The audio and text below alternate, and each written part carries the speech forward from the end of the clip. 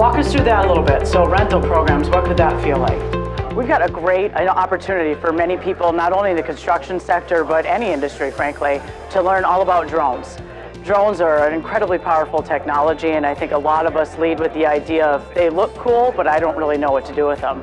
So this is more of a broad overview of what is a drone, how could it possibly help me from multiple perspectives, whether that's a safety and security perspective, an economic gain, and even aging infrastructure. How do we address some of those concerns? The purpose today is to bring attention to the need to learn about technology and the opportunities there are for the construction sector. As was stated this morning, only 4% of companies are using the advanced technology in their construction companies, so we've got a long way to go. The curriculum this round is very much high level, where we looked at the first segment and said, what is a drone? What are the different parts? Why would I swap out any of the basic pieces in a drone? So that was the first part.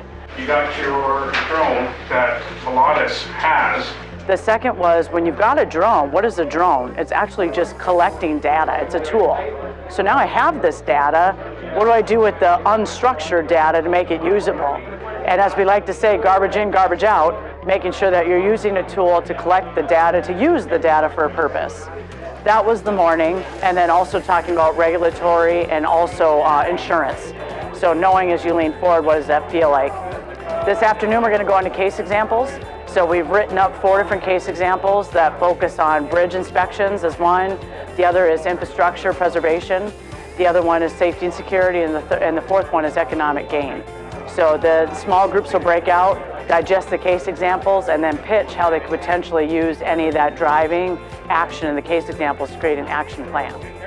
It's really important that the construction industry gets involved with this type of technology together, and the industry needs to be coming into this type of technology as a united front, and we can't adapt this type of technology alone as a general contractor or just as an architect or an engineer.